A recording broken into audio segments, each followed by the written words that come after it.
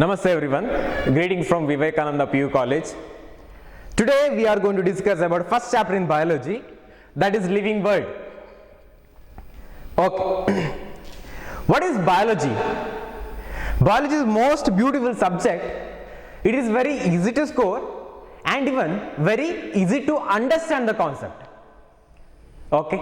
Study of all the living things and their life process, okay, is called biology. So simple definition. Study of all the living things and their life process is called as a biology. I hope you are doing fit and fine in this corona pandemic. I pray for your health and wealth. So my dear students, today right now we are going to stepping into the first chapter of biology. I have already told you that is a living world. Okay. As the name says, living plus world, correct? Living creature on the world, right? We are going to discuss that today. When I say the term called living, you must know the definition. What do you mean by living? Living is just a state of being alive, correct? Living is just a state of being alive is called living. Living. What is living? It is a state of being alive is called living. All the creatures present on our earth is unique. Okay, they are not at all same. They have different kinds of their own body process, their own body morphology, their own anatomy. Let it be, we can study that later. Okay. Before stepping onto this, my dear students, we just need to examine what are the things we can see around. In our mother nature, we can find unicellular organism, multicellular organism, prokaryotes, eukaryotes. Like that, we have diverse of organism, correct? Yeah, that is known to be the biodiversity. Okay, variety of organisms, and in that variety we have variability, alva? ಒಂದು ವೆರೈಟಿಗಳು ಸಿಗ್ತದೆ ನಮಗೆ, ಮತ್ತೆ ಅದರಲ್ಲಿ ಕೂಡ ವೈವಿಧ್ಯತೆಯನ್ನು ನಾವು ಕಾಣ್ತೇವೆ. Variety and variability among the organism is called biodiversity. Okay, variety and variability. Variety and variability among the organism is called biodiversity. So simple, biodiversity. ಅಂದ್ರೆ ನಮ್ಮ ಈ ಜಗತ್ತಿನಲ್ಲಿ, ಓಕೆ, ನಮ್ಮ ಸುತ್ತಮುತ್ತ ಹಲವಾರು ಜೀವಿಗಳನ್ನು ನಾವು ನೋಡ್ತೇವೆ. ಏಕಕೋಶ ಜೀವಿಗಳಾಗಿರ್ಬೋದು, ಬಹುಕೋಶ ಜೀವಿಗಳಾಗಿರ್ಬೋದು, ಪ್ರಾಣಿಗಳಾಗಿರ್ಬೋದು, ಸಸ್ಯಗಳಾಗಿರ್ಬೋದು, ಇವುಗಳೆಲ್ಲ ಬೇರೆ ಬೇರೆ ಅಲ್ವಾ? Yes, we can find a difference ಅಲ್ವಾ? ಒಂದಕ್ಕಿಂತ ಇನ್ನೊಂದು ಭಿನ್ನವಾಗಿರುವಂಥದ್ದು.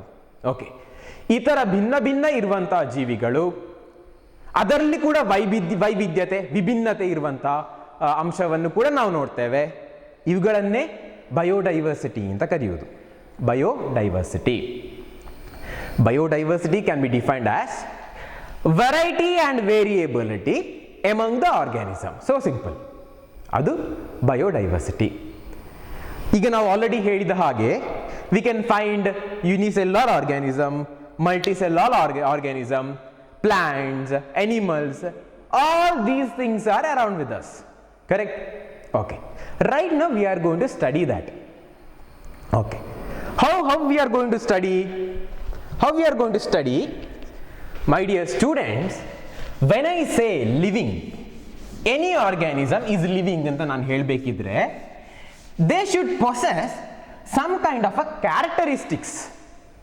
ನಾನು ಅದು ಬದುಕಿದೆ, ಅದಕ್ಕೆ ಜೀವವಿದೆ, ಓಕೆ, ಅದಕ್ಕೆ ಜೀವತ್ವವಿದೆ ಅಂತ ವೆನ್ ಶುಡ್ ಐ ಸೇ ಅಂದ್ರೆ ನಾ ಹೇಳಬೇಕಂದ್ರೆ ಅದರಲ್ಲಿ ಕೆಲವೆಲ್ಲ ಗುಣಲಕ್ಷಣಗಳು ಬೇಕು. ಓಕೆ, ಯಾವುದಾದ್ರು ಗುಣಲಕ್ಷಣಗಳು ಸರ್ ಅಂತ ಯು ಕ್ಯಾನ್ ಆಸ್ಕ್ ಮಿ ಅಲ್ವಾ. They R, first one, they need to possess growth. ಬೆಳವಣಿಗೆಯನ್ನು ತೋರಿಸಬೇಕು. Okay. Second one is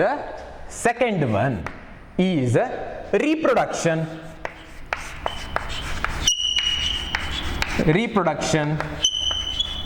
They must show reproduction. Third one is metabolism.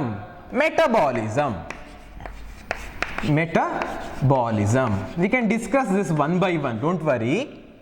First one is growth, second one is reproduction, third one is metabolism. Hagidre fourth one ಏನು sir?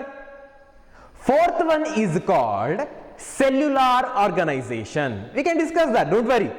Cellular organization.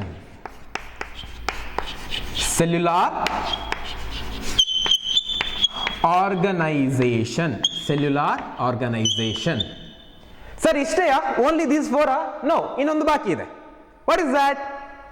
The fifth one, the last one is called response to stimuli. What is that? Response to stimuli.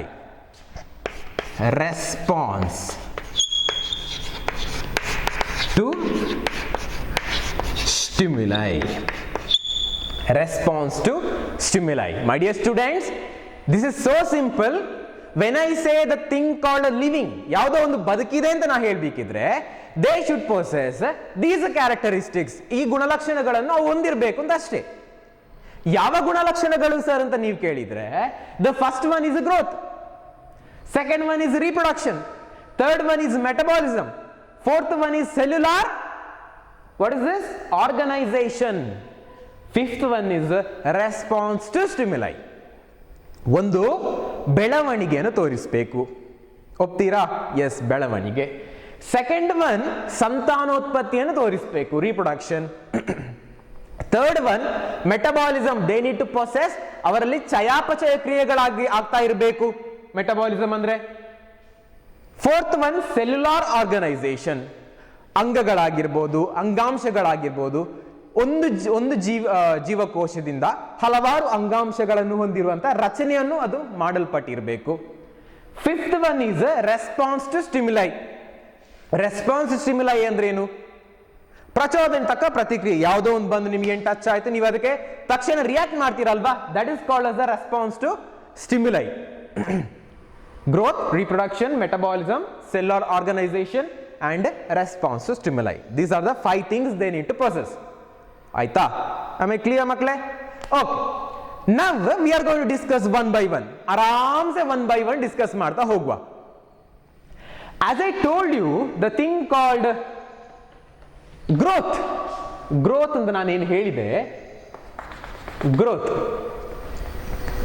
growth, the definition for growth, normal ನೀವು ಹೇಗೆ ಹೇಳ್ತೀರಾ? Growth ಅಂದ್ರೆ ಬೆಳವಣಿಗೆ ಅಂದ್ರೆ ಹೇಗೆ ಏನ್ ಹೇಳ್ತೀರಾ ಸರ್? ಬೆಳೀತಾ ಹೋಗುದು, ಕರೆಕ್ಟ್. ಬೆಳೀತಾ ಹೋಗುದು in the sense we are increasing our mass ಅಲ್ವಾ? ಓಕೆ. ಒಮ್ಮೆ ನೀವು ಬೆಳೆದು ದೊಡ್ಡವರಾದ ನಂತರ ಮತ್ತೆ ಆ ಬೆಳವಣಿಗೆಯನ್ನು ಕುಗ್ಗಿಸ್ಲಿಕ್ಕೆ ಆಗ್ತದಾ? ನೀವು ಹೈಟ್ ಆಗಿ ಎತ್ತರ ಆಗಿರ್ತೀರಿ, ಬೇಡ ಸರ್ ನನಗೀಗ ಹೈಟ್ ಎತ್ತರ ಬೇಡ, ನಾ ಚಿಕ್ಕ ಕುಳ್ಳಾಗ್ತೇನೆ ಅಂತ ನಿಮಗೆ ನೋಡ್ಲಿಕ್ಕೆ ಆಗ್ತದಾ? No, it is not possible ಅಲ್ವಾ? ಸೊ ಮೀನ್ಸ್ ಏನು? ಅದು ಪರ್ಮನೆಂಟ್ ಚೇಂಜ್. ಗ್ರೋತ್ ಅಂತ ಹೇಳುದು it is a permanent change. Permanent in the sense ಏನು? It is irreversible. ಒಮ್ಮೆ ಬೆಳವಣಿಗೆ ನಾವು ಈಗ ಆಗ್ತಾ ಹೋಗುವಾಗ, ನಾನು 5.9 ಇದ್ದೇನೆ ಹೈಟ್ ನಂದು, ಈಗ ಒಂದು 6 ಆಗ್ತೇನೆ, 6.1 ಆಗ್ತೇನೆ. ನನಗೆ ಬೇಕಾದಾಗ 6.1ರಿಂದ 5.9 ಬರ್ಲಿಕ್ಕೆ ಸಾಧ್ಯ ಇದೆಯಾ? ನೋವೇ ಅಲ್ವಾ? ಓಕೆ. ಗ್ರೋತ್ ಅಂದ್ರೆ ಹಾಗೆ, it is a permanent irreversible. Okay. increase in the mass of organism. Okay. In makle, what is the definition you can give for growth? It is a permanent,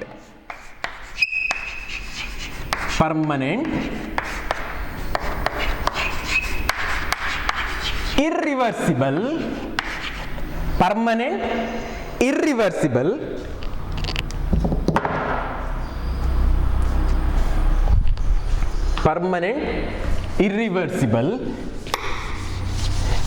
increase, irreversible, increase in the size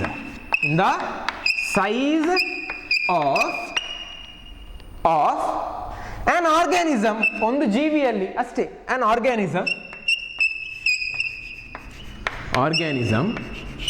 okay, accompanying ಯಾವುದೆಲ್ಲ ಇರ್ಬೋದು, ಯಾವುದೆಲ್ಲ ಅದನ್ನು ಹೊಂದಿಕೊಂಡಿರ್ಬೋದು, accompanying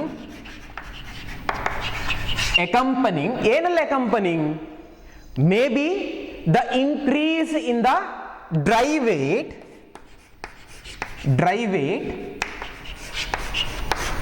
or biomass.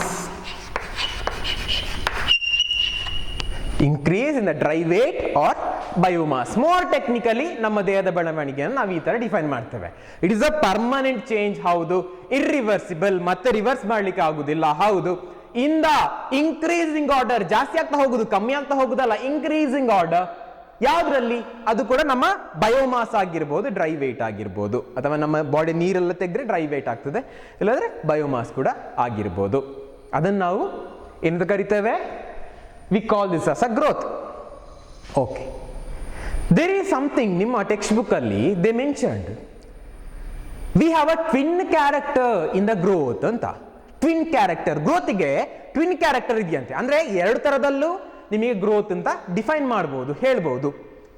ಏನ್ sir twin character, ಎರಡು ತರದಲ್ಲಿ ಹೇಗೆ define ಮಾಡಬಹುದು, you can ask me ಅಲ್ವಾ? Yes, I can answer you that.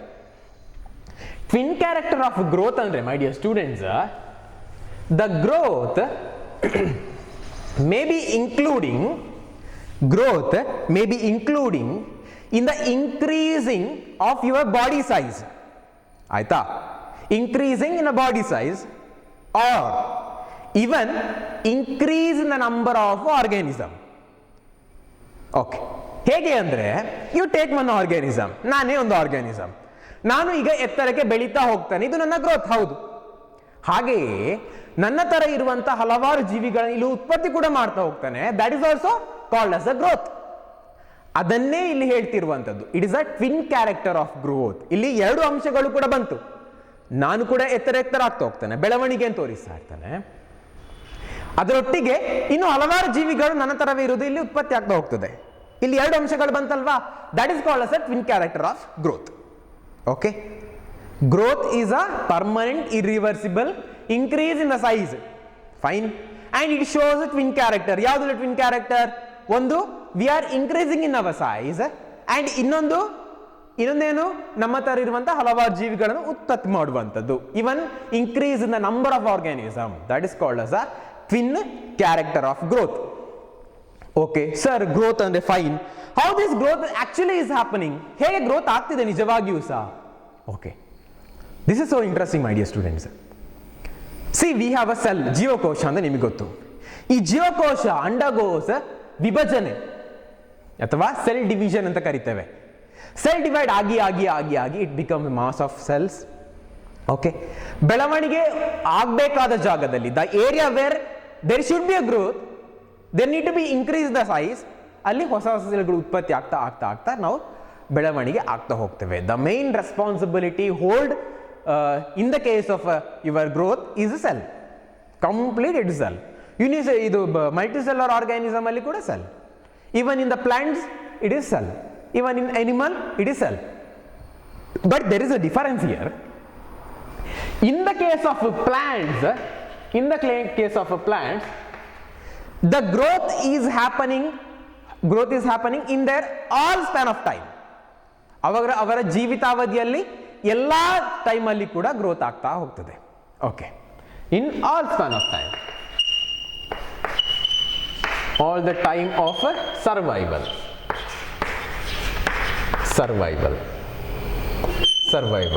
What about animals? Animals ಅಲ್ಲಿ ಹೇಗೆ ಸರ್? ನೋ, ಎನಿಮಲ್ಸ್ ಅಲ್ಲಿ only certain period of time, ಅವರ ಜೀವಿತಾವಧಿಯಲ್ಲಿ ಕೇವಲ ಒಂದು ಸರ್ಟನ್ ಪೀರಿಯಡ್ ಆಫ್ ಟೈಮ್, ಒಂದು ಕಾಲಘಟ್ಟದಲ್ಲಿ ಮಾತ್ರ ಈ ಬೆಳವಣಿಗೆಯನ್ನು ನೀವು ನೋಡಬಹುದು. Certain period of time. Plants ಅಲ್ಲಿ ಎಲ್ಲ ಟೈಮಲ್ಲಿ ಕೂಡ ಆಗ್ತಾ ಇರ್ತದೆ, ಅದರ ಜೀವಿತಾವಧಿಯಲ್ಲಿ ಅದು ಸಾಯುವವರೆಗೆ ಗ್ರೋತ್ ಅನ್ನು ತೋರಿಸ್ತಾ ಇರ್ತದೆ. ಅನಿಮಲ್ಸ್ ಅಲ್ಲಿ ಆಗಲ್ಲ, ಒಂದು ಜೀವಿತಾವಧಿಯವರೆಗೆ, ಒಂದು ಕಾಲಘಟ್ಟದವರೆಗೆ ಮಾತ್ರ they are probably showing the growth. Fine, that is about your growth. Next we are going to talk about the reproduction. Reproduction ಬಗ್ಗೆ ಮಾತಾಡುವ. ಏನು ರೀಪ್ರೊಡಕ್ಷನ್ ಅಂದ್ರೆ, ಹೇಗಿರ್ತದೆ reproduction? Okay, reproduction is just a process in which organism giving birth to young ones. Organism, it is a process. ಎರಡನೇ ವಿಷಯದ ಬಗ್ಗೆ ಮಾತಾಡ್ತಿದ್ದೇನೆ, reproduction ಬಗ್ಗೆ ಮಾತಾಡ್ತಿದ್ದೇನೆ. Reproduction, okay, it is a process.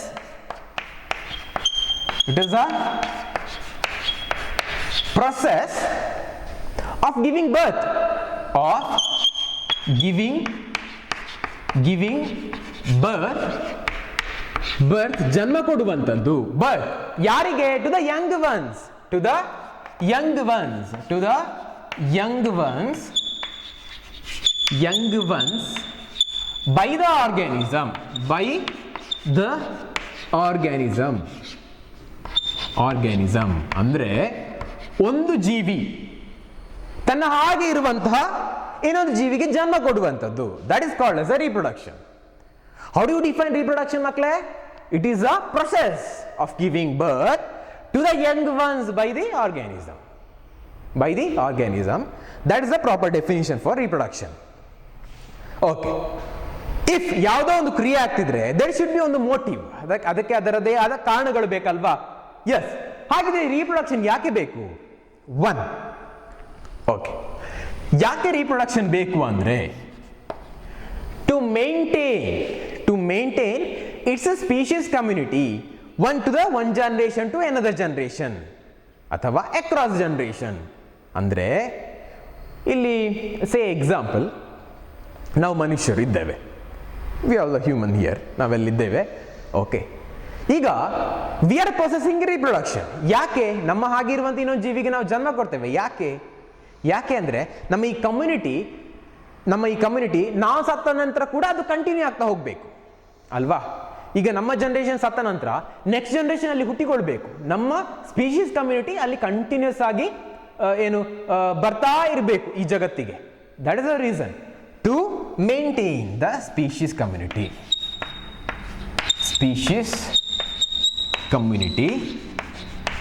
we need to have the reproduction. Species community ಹೇಗೆ ನಾವು maintain ಮಾಡ್ತೇವೆ? Across the generation. ಈ ಜನರೇಷನ್ ಅಲ್ಲಿ ನಾವು ನಾವು ಹೊಸ ಜೀವಿಗಳಿಗೆ ಜನ್ಮ ಕೊಡ್ತೇವೆ. ನೆಕ್ಸ್ಟ್ ಜನರೇಷನ್ ಅವುಗಳು ಅವರದೇ ತರ ಇರುವಂತಹ ಜೀವಿಗೆ ಜನ್ಮ ಕೊಡ್ತೇವೆ. ಈ ತರ ನಮ್ಮ ಜನರೇಷನ್ಗಳು ಕಂಟಿನ್ಯೂ ಆಗ್ತಾ ಹೋಗ್ತದೆ. ಓಕೆ, ಹಾಗಿದ್ರೆ ಸೆಕೆಂಡ್ ಪಾಯಿಂಟ್ ಏನು? ಒನ್, ಕರೆಕ್ಟ್, ಸ್ಪೀಶೀಸ್ ಕಮ್ಯುನಿಟಿಯನ್ನು ನಾವು ಮೇಂಟೈನ್ ಮಾಡಲಿಕ್ಕೆ we need to show the reproduction. ಹಾಗಿದ್ರೆ ಸೆಕೆಂಡ್ ಏನು ಮಕ್ಕಳೇ? ಸೆಕೆಂಡ್ ಏನು? Reproduction meant for survival. Reproduction meant for survival. ನಾವು ಬದುಕಲಿಕ್ಕೆ, ಓಕೆ, ನಮ್ಮ ತರ ಇರುವಂತಹ ಜನಾಂಗವನ್ನು ನಾವು ಸೃಷ್ಟಿ ಮಾಡಿ ಒಂದು ಕಮ್ಯುನಿಟಿ ಅಂತ ಮಾಡಲಿಕ್ಕೆ we need to have a reproduction. So that ನಮ್ಮ ಜನಾಂಗಗಳು ನಮ್ಮ ಸುತ್ತ ಸೃಷ್ಟಿ ಆಗ್ತದೆ, ನಮ್ಮ ಕಮ್ಯುನಿಟಿ ಸೃಷ್ಟಿ ಆಗ್ತದೆ, ನಾವುಗಳು ಗಟ್ಟಿ ಆಗ್ತೇವೆ, ಒಂದು ಸಂಘ ಮಾಡಿಕೊಳ್ತೇವೆ. ನಾವು ನಮ್ಮ ಉಳಿವಿಗಾಗಿ ನಾವು ನಮ್ಮ ಸಂತಾನೋತ್ಪತ್ತಿ ಪ್ರಕ್ರಿಯೆಯನ್ನು ಮಾಡಬೇಕಾಗ್ತದೆ. ಫೈನ್. ಈ ಸಂತಾನೋತ್ಪತ್ತಿ ಪ್ರಕ್ರಿಯೆಯಲ್ಲಿ ನಮಗೆ ಎರಡು ತರ ಆದಂತಹ ಸಂತಾನೋತ್ಪತ್ತಿ ಪ್ರಕ್ರಿಯೆಯನ್ನು ನಾವು ನೋಡ್ಬೋದು. One is sexual method, another one is asexual method. In coming chapters we will be discussing this very elaborately. ಇಲ್ಲಿ we just need to know about that ಅಷ್ಟೇ. ಏನ್ ಮಕ್ಕಳೇ? The first one is sexual method. Second one is asexual method. Okay, sexual method, asexual method. Sexual method ಅಂದ್ರೆ ಇಲ್ಲಿ in the case of this sexual method there is a mating of sperm and egg. There is a mating of sperm and egg, okay, from the organism belongs to same species. ಆಯ್ತಾ? from the organism belong to same species. In sexual method of reproduction andre, it is a mating of sperm and egg by the organism belongs to same species. Asexual method ಹಾಗೆ ಅಲ್ಲ, ಅಲ್ಲಿ sperm ಮತ್ತು ಎಗ್ಗಳು meet ಆಗುವುದಿಲ್ಲ. They may be showing different kinds. ಅವುಗಳಲ್ಲೇ ಒಂಥರ ಏನು spore ಅಂತ ಕರಿತೇವೆ, ಸ್ಪೋರ್ಗಳಾಗಿರ್ಬೋದು, ಅಥವಾ ಬಡ್ಡಿಂಗ್ ಅಂತ ಕರಿತೇವೆ, ನಾವು ಕಲಿಲಿಕ್ಕಿದ್ದೇವೆ ಅದರ ಬಗ್ಗೆ. ಬಡ್ಡಿಂಗ್ ಅಂತಿದೆ. ಇದರ ಮೂಲಕ್ಕೆಲ್ಲ ಅವುಗಳು ಸಂತಾನೋತ್ಪತ್ತಿಯನ್ನು ನಡೆಸುವಂಥದ್ದು. ಅವುಗಳ ಥರ ಇರುವಂಥ ಇನ್ನೊಂದು ಜೀವಿಯನ್ನು ಏನು they need to create that is asexual method. We are going discuss ಒಂದು 3-4 ಎಕ್ಸಾಂಪಲ್ಗಳನ್ನು we need to discuss here. ಅದರ ಬಗ್ಗೆ ಮಾತಾಡುವ. Okay, fine.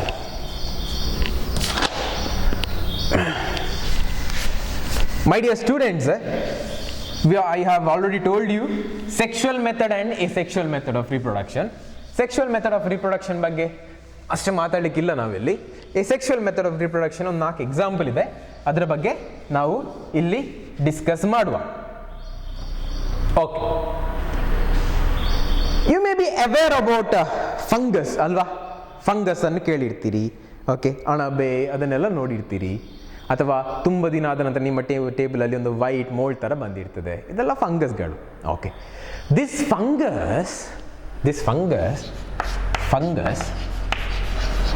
Can be reproduce by producing some spores. ಕಣ್ಣಿಗೆ ಕಾಣದಂತಹ ಒಂದು ಚಿಕ್ಕ ಡಾಟ್ ಥರ ಇರುವಂಥ ಸ್ಪೋರ್ಸ್ ಅನ್ನು ದೇ ಪ್ರೊಡ್ಯೂಸ್. ಓಕೆ, ಅದರ ಮೂಲಕ ಅವುಗಳು ಸಂತಾನೋತ್ಪತ್ತಿಯನ್ನು ನಡೆಸ್ತದೆ. ಆ ಸ್ಪೋರ್ಗಳು ಯಾವುದೋ ಒಂದು ಸುಟೇಬಲ್ ಎನ್ವೈರನ್ಮೆಂಟಿಗೆ ಬಿದ್ದಾಗ, when the favourable condition arise, these spores will form the fungus. ಆಯ್ತಾ? That is one way of reproduction. Second, you may have heard ಹೈಡ್ರಾದ ಬಗ್ಗೆ ಕೇಳಿರ್ತೀರಲ್ವಾ? Yes, hydra,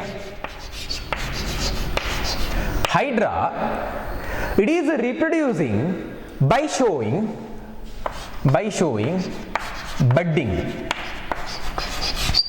hydra reproducing by showing budding. Hydra ಮಾತ್ರ ಅಲ್ಲ, some yeast ಕೂಡ ಹಾಗೆ. They need to reproduce by budding. ಹೇಗೆ budding ಅಂದರೆ, ಇನ್ ದ ಮದರ್ ಬಾಡಿ ಒಂದು ಚಿಕ್ಕ ಬಡ್ ಲೈಕ್ ಮೊಗ್ಗು ಥರ ಇರುವಂಥ ಸ್ಟ್ರಕ್ಚರ್ ಎಮರ್ಜ್ ಆಗ್ತದೆ, ಅರೈಸ್ ಆಗ್ತದೆ. ಅದು ಬೆಳೀತಾ say this is a mother body, ಇನ್ನು ಚಿಕ್ಕ ಒಂದು ಬಡ್ ಥರ ಎಮರ್ಜ್ ಆಗ್ತದೆ. ನೆಕ್ಸ್ಟ್ ಫ್ಯೂಚರಲ್ಲಿ ಇದು ಡಿಟ್ಯಾಚ್ ಆಗ್ತದೆ ಮಕ್ಕಳೇ. This will be separate, mother body separate, the daughter body separate. ಯಾವಾಗ ಅದು ಸಬ್ಸ್ಟ್ರೇಟಮಿಗೆ ಅಥವಾ ಸುಟೇಬಲ್ ಎನ್ವೈರನ್ಮೆಂಟಿಗೆ ಬಿದ್ದರೆ they become a independent individual. That is called as a budding. Okay, next there is something called ಪ್ಲನೇರಿಯಾದ ಬಗ್ಗೆ ಕೇಳಿರ್ತೀರಿ ಅಲ್ವಾ? ಫ್ಲಾಟ್ ವರ್ಮ್ ಅಂತ ಕರಿತೇವೆ. Planaria, flat worm. This shows regeneration. What do you mean by regeneration, sir?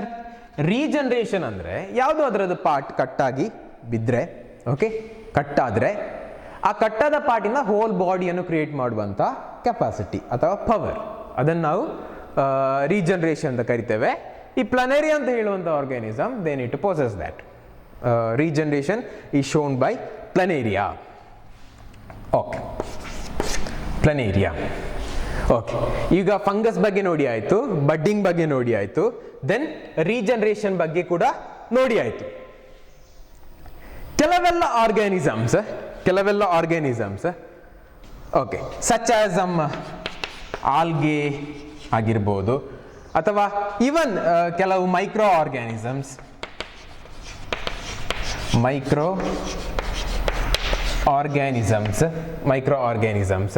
Okay, ಅವುಗಳು ಏನು ಮಾಡ್ತದೆ ಅಂದರೆ, from their mother body only they form some branches.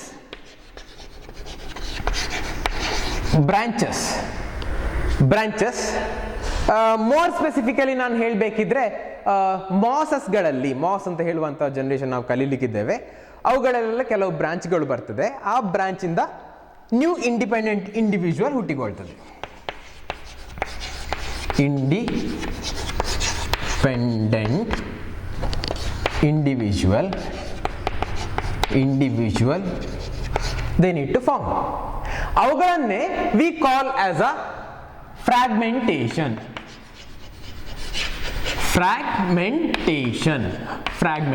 ಕೆಲವು ಆಲ್ಗೆಗಳಲ್ಲಿ, ಕೆಲವು ಮೈಕ್ರೋ ಆರ್ಗ್ಯಾನಿಸಮ್ಸ್ನಲ್ಲಿ ಓಕೆ ಈ ಥರ ಫ್ರಾಗ್ಮೆಂಟೇಷನ್ ಅಂತ ಹೇಳುವಂಥ ಪ್ರೊಸೆಸ್ ಕೂಡ ಇದೆ. ನಥಿಂಗ್ ಬಟ್ ಅದರ ಮದರ್ ಬಾಡಿ ಒಂದು ಚಿಕ್ಕ ಬ್ರಾಂಚ್ ರೈಸ್ ಆಗ್ತದೆ, ಆ ಬ್ರಾಂಚ್ ನಂತರ ಸಪರೇಟ್ ಆಗಿ ಹೊಸ ಇಂಡಿಪೆಂಡೆಂಟ್ ಇಂಡಿವಿಜುವಲ್ ಆಗಿ ಉಳ್ಕೊಳ್ತದೆ. ಫಂಗಸ್ ಬಗ್ಗೆ ಸ್ಪೋರ್ ನೋಡಿದ್ವಿ, ಹೈಡ್ರಾ ಬಡ್ಡಿಂಗ್ ನೋಡಿದ್ವಿ, ಪ್ಲನೇರಿಯಾ ಅಂತ ಹೇಳೋದು ರೀಜನರೇಷನ್ ಮಾಡದೆ ನೋಡಿದ್ವಿ, and in last we have studied fragmentation by some algae ಅಥವಾ ಮಾಸ್ಕ್ಗಳಲ್ಲಿ ಈ ಥರ ಫ್ರಾಗ್ಮೆಂಟೇಷನ್ ಆಗೋದನ್ನು ಕೂಡ ಕಲ್ತಿದ್ವಿ ಅಲ್ವಾ.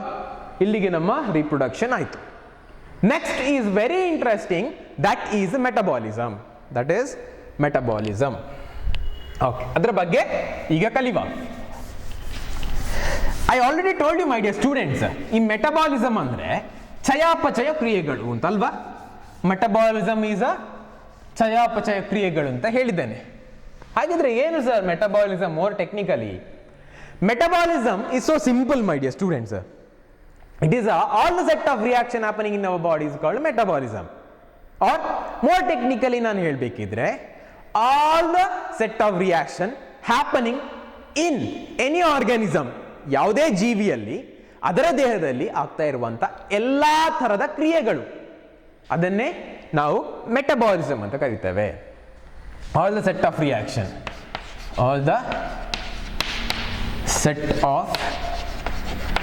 reactions happening ಅಥವಾ carrying out happening in any organism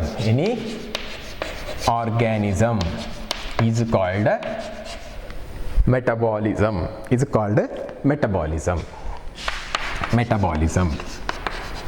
metabolism ಅಥವಾ ಚಯಾಪಚಯ ಕ್ರಿಯೆಗಳು ಅಂತ ಕೂಡ ಕರಿತೇವೆ. ಸರ್ ಹಾಗಿದ್ರೆ ಈ ಸೆಟ್ ಆಫ್ ರಿಯಾಕ್ಷನ್ ಅಂದ್ರೆ ಏನು, ಅದು ಯಾಕೆ ನಮ್ಮ ಬಾಡಿಗೆ ಬೇಕು ಅಂತ you may have a question ಅಲ್ವಾ? No, you don't have a question? Okay fine. ಈಗ ನಾನು ಸೆಟ್ ಆಫ್ ರಿಯಾಕ್ಷನ್ ಅಂತ ಹೇಳಿದೆ ಅಲ್ವಾ, they are nothing but a chemical process. ಆಯ್ತಾ, ನಮ್ಮ ಬಾಡಿಯಲ್ಲಿ ಇರುವಂತ ಕೆಮಿಕಲ್ ಪ್ರೊಸೆಸ್. ಫಸ್ಟ್ ಅಲ್ಲಿ ನಾನು ಒಂದು ಚಿಕ್ಕ ಎಕ್ಸಾಂಪಲ್ ಕೊಡ್ತೇನೆ, then you got to know what is this. Okay, you take a food ಅಂತ ತಗೊಳ್ತೀರಿ, ಹೊಟ್ಟೆ ಒಳಗಡೆ ತುಂಬ ಒಳ್ಳೊಳ್ಳೆ ಫುಡ್ ಸಿಕ್ಕಿದ್ರೆ ತುಂಬ ತಿಂತೀರಲ್ವಾ? ಒಳ್ಳೆ ಫುಡ್ ಅಂತ ತಿಂತೀರಿ ಮಕ್ಕಳೇ. Okay, that is having a great nutrient power. ತಗೊಂಡ ನಂತರ ನಮ್ಮ ಬಾಡಿಯಲ್ಲಿ you will be undergoing a digestion process ಅಲ್ವಾ. ಜೀರ್ಣಕ್ರಿಯೆಗೆ ಒಳಪಡ್ತದೆ ನೀವು ತಿಂದಂಥ ಆಹಾರಗಳು. ಓಕೆ, ಆ ಜೀರ್ಣಕ್ರಿಯೆಗೆ ಒಳಪಡುವಾಗ ಅಲ್ಲಿಂದ ಕೆಮಿಕಲ್ ರಿಯಾಕ್ಷನ್ ಆಗಬೇಕಲ್ವಾ. ಯಾವುದೋ ಫುಡ್ ತಗೊಳ್ತೀರಿ, ಫುಡ್ ಬ್ರೇಕ್ ಆಗಬೇಕು, ಚಿಕ್ಕ ಪೀಸ್ ಆಗಬೇಕು, ನೆಕ್ಸ್ಟ್ ಅದು ಡೈಜೆಷನ್ ಆಗಬೇಕು, ಅಬ್ಸಾರ್ಬ್ ಆಗಬೇಕು, ದೇಹಕ್ಕೆ ಎಳ್ಕೊಳ್ಬೇಕು, ಅಲ್ಲಿ ಕೆಮಿಕಲ್ ಪ್ರೊಸೆಸ್, ಅದೆಲ್ಲ ಆಗುವಂಥದ್ದು ಕೆಮಿಕಲ್ ಪ್ರೊಸೆಸ್. ಅದನ್ನೇ ನಾನಿಲ್ಲಿ ಮೆಟಬಾಲಿಸಮ್ ಅಂತ ಹೇಳುದು. ನಿಮ್ಮ ಬಾಯಲ್ಲಿ ಸಲೈವರಿ ಅಮಲೇಸ್ ಇದೆ ಅಲ್ವಾ. ಓಕೆ, ಆ ಕಿಣ್ವಗಳಿಂದ ಯೂಸ್ ಮಾಡಿಕೊಂಡು ನೀವು ತಗೊಂಡಂಥ ಆಹಾರಗಳು, the food that you are intaking, okay, ಅದು ಕಾಂಪ್ಲೆಕ್ಸ್ ಫುಡ್ ಇರುವಂಥ ಸಿಂಪಲ್ ಫುಡ್ ಆಗಿ ಕನ್ವರ್ಟ್ ಆಗ್ತದೆ. Then it's get absorb to your body. ಅದನ್ನೇ ನಾನಿಲ್ಲಿ ಕೆಮಿಕಲ್ ಪ್ರೊಸೆಸ್ ಮೆನ್ಷನ್ ಮಾಡಿದ್ದೇನೆ. It is a metabolism. ಇನ್ನೊಂದು ನಾನು ಮೆಟಬಾಲಿಸಮ್ ನಿಮಗೆ ಹೇಳಲಿಕ್ಕೆ ಇಷ್ಟಪಡ್ತೇನೆ. See, this is a leaf. Okay, sunlight is penetrating ಅಲ್ವಾ, ಕೀಪ್ ಆನ್ ಪೆನೆಟ್ರೇಟಿಂಗ್ ಆಗ್ತಾ ಇರ್ತದೆ. ಓಕೆ, ಇದೇ ಟೈಮಲ್ಲಿ it is absorbing carbon dioxide ಅಲ್ವಾ. ಅದರೊಟ್ಟಿಗೆ ನೀರು ಕೂಡ ಈ ಏನು ಎಲೆಯಲ್ಲಿ ಇರ್ತದೆ. Okay, the process called photosynthesis is happening here, so that the carbon dioxide, water, okay, they get into the chemical process and it is giving carbohydrate C6H12O6 sugar.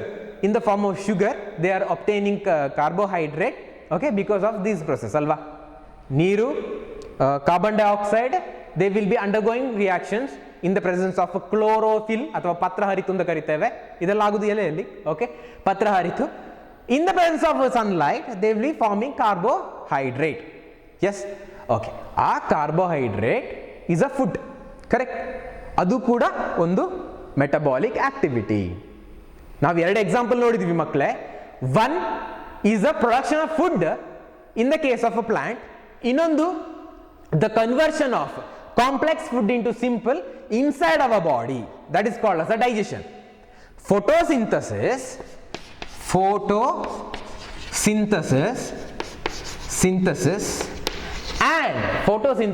and digestion are the best example for your metabolism. ಇನ್ನೂ ಸ್ವಲ್ಪ ನಾವು ಜಾಸ್ತಿ ಇದ್ರ ಬಗ್ಗೆ ಕಲಿಬೇಕು ಅಂತಿದ್ರೆ we can see 2 types of category, 2 kind of a category in metabolism. Metabolism ಅಂತ ಹೇಳುವ ವಿಷಯದಲ್ಲಿ 2 ತರವಾದಂಥ ಅಂಶಗಳಿವೆ. ಓಕೆ, ಅದೇನು ಅಂತ ಹೇಳ್ತೇನೆ. One is called as catabolism, another is called as anabolism. Don't get confused. ಈ ಮೆಟಬಾಲಿಸಮ್ ಅಂತ ನಾನು ಹೇಳಿದ್ದೆ ಅಲ್ವಾ, what are the things I have told you, chemical process ಅಂತ ನಾನು already I have mention. Okay, in this chemical process we are having 2 kinds. ಇದರಲ್ಲಿ 2 ವಿಷಯಗಳಿವೆ. ಓಕೆ, ಅದೇನು ಅಂತ ಹೇಳ್ತೇನೆ. One is catabolism, second one is anabolism.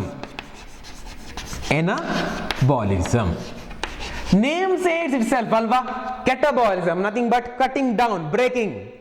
Anabolism is your segregating, ಯಾವುದೋ ಒಂದು ಮಾಡುವಂಥದ್ದು, you are forming something ಅಥವಾ you are producing something new ಅಂತ. ಓಕೆ, ಕೆಟಬಾಲಿಸಮ್ಗೆ ಬೆಸ್ಟ್ ಎಕ್ಸಾಂಪಲ್ ನಾನು ಕೊಡ್ತೇನೆ, ಮತ್ತೆ ಅದನ್ನು ನಾನು ಡಿಫೈನ್ ಮಾಡ್ತೇನೆ. Okay, best example for catabolism is our digestion, ಜೀರ್ಣಕ್ರಿಯೆ ಆಗುವಂಥದ್ದು. Best example for anabolism is photosynthesis.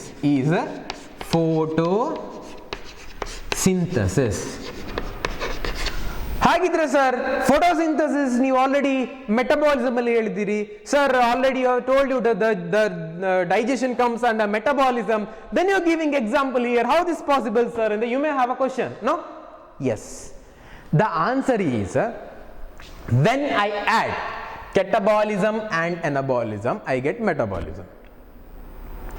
In our body ಹಲವಾರು ಹೊಸ ಪದಾರ್ಥಗಳನ್ನು ಉತ್ಪತ್ತಿ ಮಾಡ್ತಾ ಇರ್ಬೋದು ಅಲ್ವಾ, ಅಥವಾ ನಾ ತಗೊಂಡ ಫುಡ್ ಅನ್ನು ಬ್ರೇಕ್ ಮಾಡ್ತಾ ಇರ್ಬೋದು, ಕರೆಕ್ಟ್? 2 ಪ್ರೊಸೆಸ್ ಕೂಡ ಆಗ್ತಾ ಇರ್ಬೋದು. ಅಲ್ಲಿ ಎನಬಾಲಿಸಮ್ ಇದೆ, ಕೆಟಬಾಲಿಸಮ್ ಇದೆ. ಅದನ್ನೇ ನಾವು ಮೆಟಬಾಲಿಸಮ್ ಅಂತ ಹೇಳುದು. ಕೆಟಬಾಲಿಸಮ್ ಅಂದ್ರೆ ಬ್ರೇಕಿಂಗ್ ಡೌನ್, ಯಾವುದೋ ಒಂದು ದೊಡ್ಡ ಅಂಶ ಇದೆ ನಿಮ್ಮಲ್ಲಿ, ಅದನ್ನು ಪೀಸ್ ಆಗಿ ಕಟ್ ಮಾಡೋದು ಈಸ್ ಕಾಲ್ಡ್ ಕೆಟಬಾಲಿಸಮ್. ಎನಬಾಲಿಸಮ್ ಅಂದ್ರೇನು? ಈ ಪೀಸ್ ಇದ್ದಂಥ ಅಂಶಗಳನ್ನು ನಾವು ದೊಡ್ಡ ಒಂದು ಕಾಂಪ್ಲೆಕ್ಸ್ ಮೊಲಿಕ್ಯುಲ್ ಅನ್ನು ಪ್ರೊಡ್ಯೂಸ್ ಮಾಡುವಂಥದ್ದು. ಆ ಚಿಕ್ಕ ಅಂಶಗಳನ್ನು ಒಟ್ಟಿಗೆ ಸೇರಿಸಿಕೊಂಡು ಒಂದು ಒಳ್ಳೆ ಅಂಶವನ್ನು ನಾವು ಪ್ರೊಡ್ಯೂಸ್ ಮಾಡೋದು ಎನಬಾಲಿಸಮ್. ಇಲ್ಲಿ 2 example. Digestion is catabolism, breaking down ಆಗ್ತದೆ. ಫೋಟೋಸಿಂಥಸಿಸ್ ಈಸ್ ಎನಬಾಲಿಸಮ್, ಅಂದರೆ ನೀವು ಕಾರ್ಬನ್ ಡೈಆಕ್ಸೈಡ್ ಮತ್ತು ನೀರನ್ನು ಸೇರಿಸಿಕೊಂಡು ಕಾರ್ಬೋಹೈಡ್ರೇಟ್ ಅನ್ನು ಪ್ರೊಡ್ಯೂಸ್ ಮಾಡ್ತೀರಲ್ವಾ, that comes under anabolism. What do you mean by metabolism, my dear students? All the set of reaction happening where in any organism is called metabolism. It is a chemical process. ಇನ್ನೊಂಥರ ನೀವು definition ಕೂಡ ಕೊಡ್ಬೋದು, chemical process in organism. all the chemical process that is carrying out in any organism is called as a metabolism ಕೂಡ ನೀವು ಹೇಳ್ಬೋದು. ಅದರಲ್ಲಿ 2 types, catabolism and anabolism. ಎಕ್ಸಾಂಪಲ್ಗಳನ್ನು ಕೂಡ ನೋಡಿದ್ದೇವೆ, digestion and photosynthesis. I hope this is clear ಅಲ್ವಾ? Okay, next we are going to discuss cellular organization. ಆ cellular organization ಏನು ಅಂತ ನಾವೀಗ ನೋಡ್ಲಿಕ್ಕಿದ್ದೇವೆ. Okay, my dear students, you may already know what you mean by cell ಅಲ್ವಾ? Cell ಅಂದ್ರೆ ಏನು ಅಂತ ನಿಮಗೆ ಗೊತ್ತಿದೆ, ಜೀವಕೋಶ ಅಂದ್ರೆ ಏನು ಅಂತ ಗೊತ್ತಿದೆ. Okay, you have a common definition for that. What is that? It is a basic unit of life. Cell is a basic unit of life.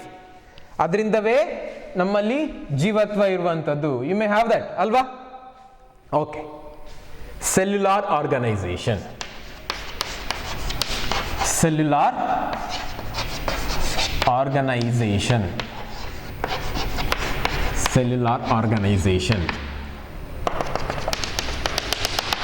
Okay, cell is a basic unit of a body. Okay, this cell, okay, that is very important to carry out any process, any life process. So cell or cellular organization is defining life process. Andre we have a unicellular organism. In a unicellular organism, what you have, only those cell, only that cell is responsible to carry out every process, alva? ಸಂತಾನೋತ್ಪತ್ತಿ, the reproduction ಆಗಿರ್ಬೋದು, growth ಆಗಿರ್ಬೋದು, or metabolism ಆಗಿರ್ಬೋದು, ಎಲ್ಲ ಆಗುದಲ್ಲಿ in only one cell. Correct, ಅದಕ್ಕೆ unicellular ಅಂತ ಹೇಳುದು. So that is a cell is responsible for all these process. ಅಂದ್ರೆ nothing but life process. Those one cell is responsible to carry out the life process, ಅಲ್ವಾ? Now unicellular organism ಅಲ್ಲಿ only one cell carrying out life process. What about multicellular? Here in multicellular, a group of cells are assigned to carry out a particular function. Unicellular, only one cell. Multicellular, it's consisting many cells, correct? So a particular group of cell is responsible to carry out a particular function so that the life goes. In the case of cellular organization, we can find tissue level of organization, organ level of organization, then organ system level of organization. Organ system level of organization, cell level of organization or tissue level of organization, organ level of organization, organ system level of organization. ಇದು ತುಂಬ types ಇದೆ, ಅದನ್ನು ನಾವು next ಕ್ಲಾಸಲ್ಲಿ ಕಲಿಯುವ. No problem. Cellular level ಅಂದರೆ only one cell is responsible to carry out all the life process. What about tissue? Tissue ಅಂದ್ರೆ ಏನು? It's a cluster of cell, ಅಲ್ವಾ? Cluster of cell assigned for a particular function. Here the mass of a cell is assigned to carry out a particular function. When the mass of a cell is carrying out particular function, they become tissue. When the tissue, the cluster of tissues are comes together, they form a organ. Then organ, if the organ is meant for carry out particular process, andre it is a organ level. ಈ organ level ಅಂದ್ರೆ ಏನು ಮಕ್ಕಳೇ? ಪ್ರತಿಯೊಂದು organ ಒಂದೊಂದು ಜೀವಕ್ರಿಯೆಯನ್ನು ಮಾಡ್ಲಿಕ್ಕೆ ಇರುವಂಥದ್ದು. ನಮ್ಮ ಬಾಡಿಯಲ್ಲಿ ನಮ್ಮಲ್ಲಿ ತುಂಬಾ ಆರ್ಗನ್ಸ್ ಇದೆ. ಪ್ರತಿ ಆರ್ಗನ್ಸ್ಗಳು ಕೂಡ ಒಂದಕ್ಕೊಂದು ಕನೆಕ್ಟೆಡ್, ಅಲ್ವಾ? They are all connected together to carry out life process. ಅದನ್ನು ನಾನು ಆರ್ಗನ್ ಸಿಸ್ಟಮ್ ಲೆವೆಲ್ ಅಂತ ಡಿಫೈನ್ ಮಾಡ್ತೇನೆ. ಇದನ್ನು ಹೇಗೂ ಇಲಾಬರೇಟೆಡ್ ಆಗಿ ನಾವು ಕಮಿಂಗ್ ಚಾಪ್ಟರಲ್ಲಿ ಕಲಿಲಿಕ್ಕಿದ್ದೇವೆ.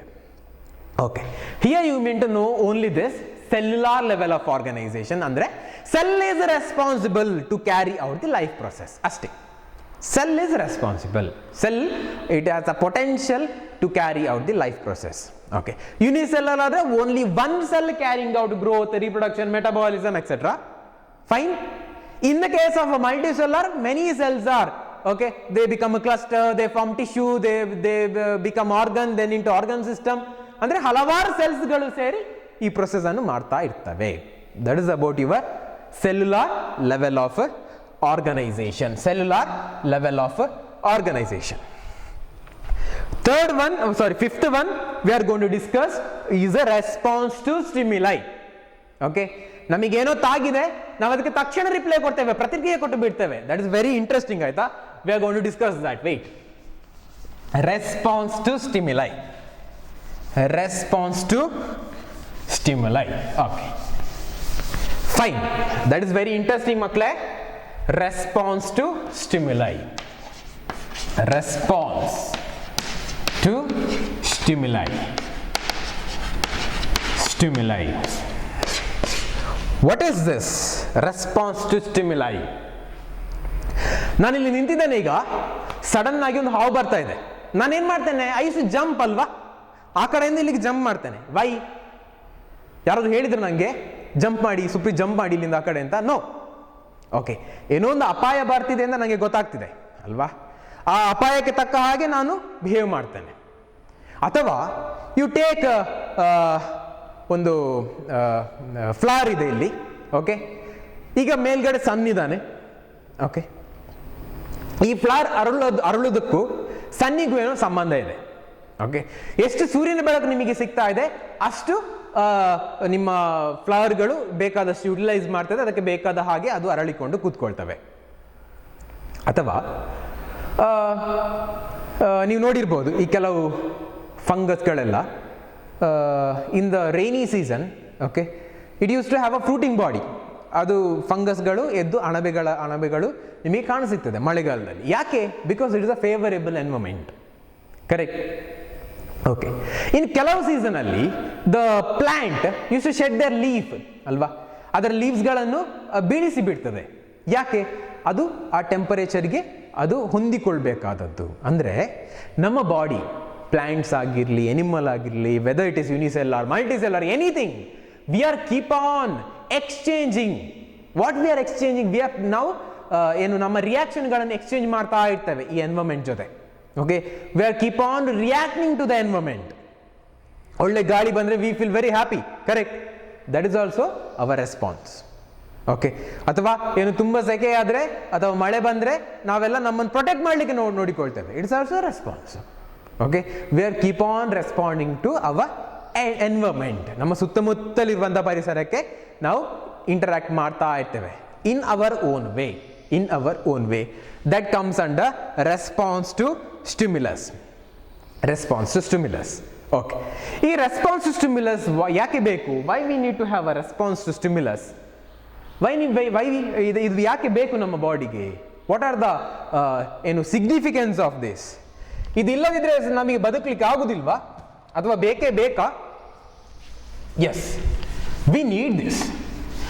ಯಾಕೆ ಬೇಕಂದ್ರೆ to carry out our stable life. My dear students, you take a plants it always use to interact with the nature. How? It require water for it survival, temperature, correct, temperature, even wind, ಗಾಳಿ ಕೂಡ ಅದಕ್ಕೆ important. And don't forget sunlight is very important. Sunlight. Okay, ಇವುಗಳೆಲ್ಲದರ ಪ್ರಮಾಣಗಳು ಮೇಲೆ ಕೆಳಗೆ ಆದರೆ, ಜಾಸ್ತಿ ಕಮ್ಮಿ ಆದರೆ, it will directly effect on your plants. Okay, similarly with animals also. Okay, ನಮಗೆ ಯಾವತ್ತು ಅನ್ಫೇವರೇಬಲ್ ಕಂಡೀಷನ್ ಬರ್ತದೆ, we use to escape from there ಅಲ್ವಾ. ನಮ್ಮ ಬಾಡಿನ we are going to protect, and ಎಲ್ಲಿ ಫೇವರೇಬಲ್ ಕಂಡೀಷನ್ ಇದೆ ಅಲ್ಲಿಗೆ ನಾವು ಹೋಗ್ತೇವೆ. ಯಾಕೆ? That is also a response we are carrying out. Okay, that is about your response to stimuli. ಅಂದ್ರೆ we are keep on exchanging our messages with the environment ಅಥವಾ responding to the environment. Fine. In today's class we have discussed what is living. Living ಅಂದರೆ ಏನು ಅಂತ ನೋಡಿದ್ವಿ, biodiversity, what are the characters possessed by the living organisms, growth, reproduction, metabolism, organisation and response to stimuli, ಇವುಗಳ ಬಗ್ಗೆ ಎಲ್ಲ ಮಾತಾಡಿದ್ವಿ. ಇಷ್ಟಲ್ಲಿ ನಿಮಗೆ ಅರ್ಥ ಆಗಿದೆ ಅಂತ ಅಂದ್ಕೊಳ್ತೇನೆ. I hope you understand my dear students.